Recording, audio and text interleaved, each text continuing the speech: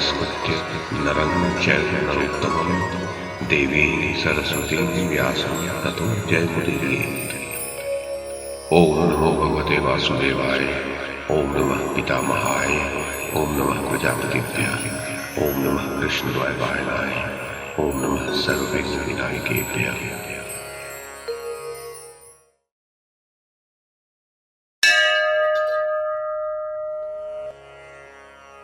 संजय ने कहा, महाराज धृतराष्ट्र, जयद्रथ के मारे जाने पर आपका पुत्र दुर्योधन अश्रु बहाने लगा।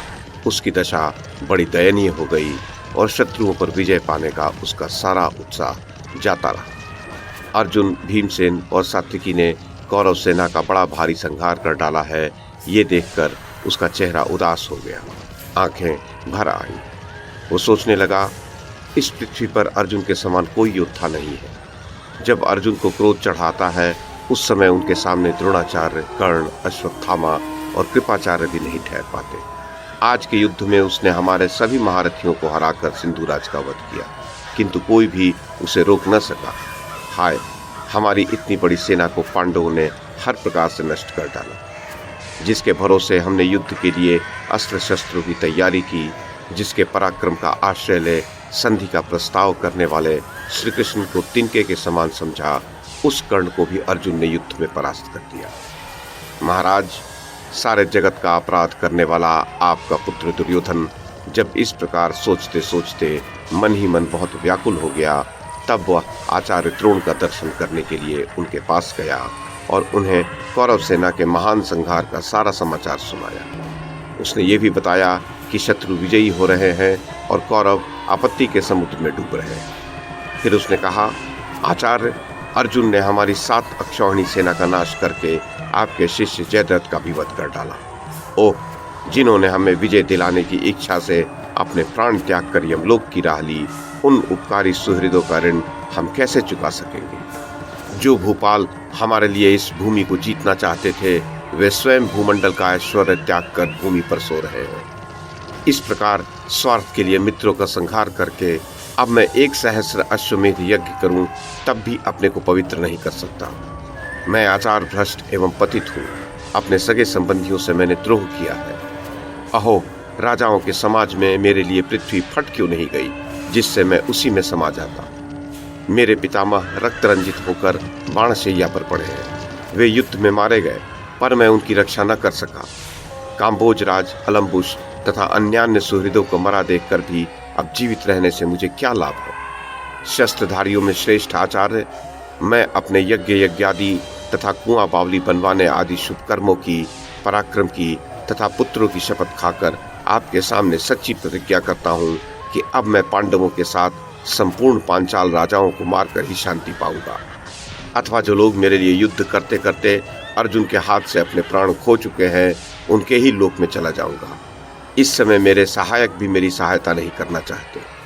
औरों की तो बात जाने दीजिए, स्वयं आप हम लोगों की उपेक्षा कर रहे हैं। अर्जुन आपका सबसे प्रिय शिष्य है ना, इसीलिए ऐसा हुआ है। इस समय तो मैं केवल कर्ण को ही ऐसा देखता हूँ जो सत्य निष्ठा से मेरी विजय चाहता है। जो मूर्ख मित्र को ठीक ठीक पहचाने बिना ही उसे मित्र के काम पर लगा देता है, उसका वह काम चौपट ही हो जाता है। जयद्रथ, भूरिश्रवा, अमीशाह, शिबी और वसाती आदि नरेश मेरे लिए युद्ध में मारे गए।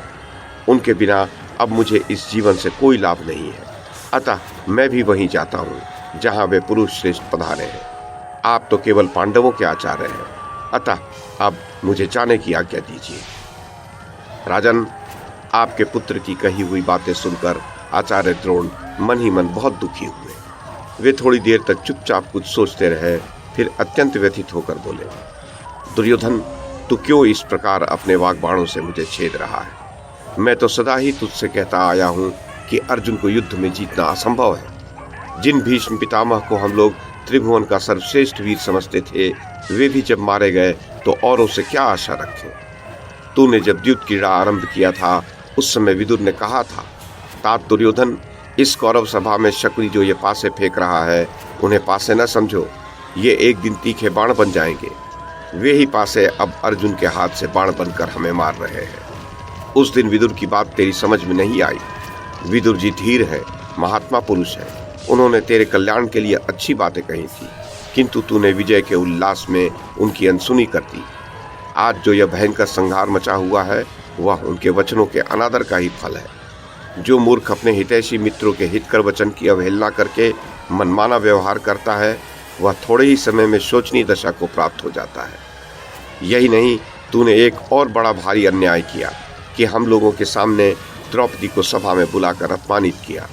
वह उच्च कुल में उत्पन्न हुई है, सब प्रकार के धर्मों का पालन करती है, वह इस अपमान के योग्य नहीं थी।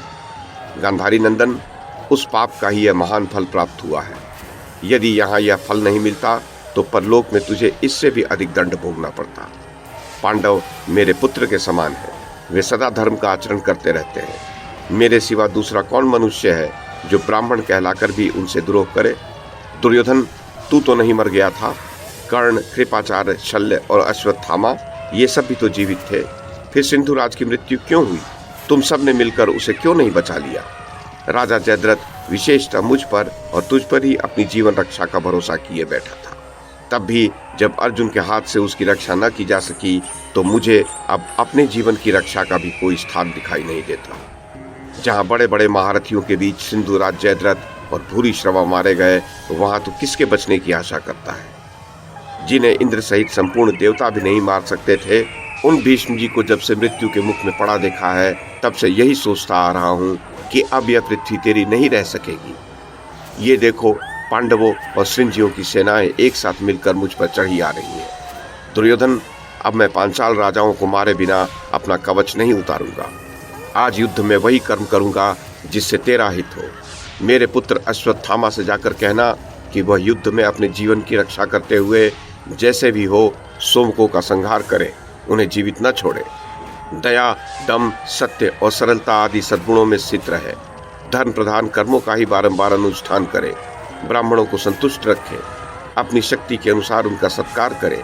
अपमान कभी न करे, क्योंकि वे अग्नि की लपट के समान तेजस्वी होते हैं। राजन, अब मैं महासंग्राम के लिए शत्रु सेना में प्रवेश करता हूँ। तुझ में शक्ति हो तो सेना की रक्षा करना, क्योंकि क्रोध में भरे हुए कौरव तथा श्रृंजियों का आज रात्रि में भी युद्ध होगा। महाराज, ऐसा कहकर आचार्य द्रोण पांडव तथा श्रृंजियों से युद्ध करने के लिए चल दिए। आचार्य की प्रेरणा पाकर दुर्योधन ने भी युद्ध करने का ही निश्चय किया। उसने कर्ण से कहा, कर्ण, श्री कृष्ण की सहायता से अर्जुन ने द्रोणाचार्य का व्यूह भेद कर सब योद्धाओं के सामने ही सिंधुराज का वध किया। मेरी अधिकांश सेना अर्जुन के हाथों नष्ट हो गई, अब थोड़ी सी ही बची है। यदि इस युद्ध में आचार्य द्रोण अर्जुन को रोकने का पूरा प्रयत्न करते तो वो लाख प्रयत्न करने पर भी उस दुर्भेद व्यूह को नहीं तोड़ सकता था, किंतु वो तो द्रोण का परम प्रिय है। तभी तो आचार्य ने जयद्रथ को अभय दान देकर भी अर्जुन को व्यूह में घुसने का मार्ग दे दिया। यदि उन्होंने पहले ही सिंधुराज को घर जाने की आज्ञा दे दी होती तो अवश्य मनुष्यों का इतना बड़ा संहार नहीं होने पाता। मित्र, जयद्रथ अपनी जीवन रक्षा के लिए घर जाने को तैयार था, किंतु मुझ अधम ने ही द्रोण से अभय पाकर उसे रोक लिया। आज के युद्ध में चित्रसेन आदि मेरे भाई भी हम लोगों के देखते देखते भीमसेन के हाथों मारे गए। नरेश्वर, तब कर्ण ने कहा, तात, तुम आचार्य की निंदा न करो। वे तो अपने बल, शक्ति और उत्साह के अनुसार प्राणों की चिंता किए बिना युद्ध कर ही रहे हैं। अर्जुन द्रोण का उल्लंघन करके सेना में घुस गया था, इसलिए इसमें उनका कोई दोष मैं नहीं देखता। मैंने भी उस रणांगन में तुम्हारे साथ रहकर बहुत प्रयत्न किया, तथापि सिंधुराज मारा गया। इसलिए इसमें प्रारब्ध कोई प्रधान समझो। मनुष्य को उद्योगशील होकर सदा निशंक भाव से अपने कर्तव्य का पालन करना चाहिए। सिद्धि तो दैव के ही अधीन है। हम लोगों ने कपट करके पांडवों को छला, उन्हें मारने को विष दिया, लाक्षागृह में जलाया, द्यूत में हराया और राजनीति का सहारा लेकर उन्हें वन में भी भेजा। इस प्रकार प्रयत्न करके हमने उनके प्रतिकूल जो कुछ किया उसे प्रारब्ध ने व्यर्थ कर दिया। फिर भी दैव को निरर्थक समझकर तुम प्रयत्न पूर्वक युद्ध करते ही रहो। पहले तुम्हारे पास बहुत सी सेनाएं और बहुत से योद्धा थे, पांडवों के पास उतने सैनिक नहीं थे। इस अवस्था में युद्ध आरंभ हुआ था, तथापि उन अल्पसंख्यकों ने तुम बहुसंख्यक योद्धाओं को क्षीण कर दिया। मैं समझता हूँ यह दैव का ही कर्म है जिसने तुम्हारे पुरुषार्थ का नाश कर दिया। राजन, इस प्रकार जब कर्ण और दुर्योधन परस्पर बहुत सी बातें कर रहे थे उसी समय युद्ध स्थल में पांडवों की सेनाएं दिखाई दी। महाराज धृतराष्ट्र, तदनंतर आपकी कुमंत्रणा के अनुसार आपके पुत्रों का शत्रुओं के साथ घोर युद्ध छिड़ गया, जिसमें रथ से रथ और गज से गज भिड़ गए।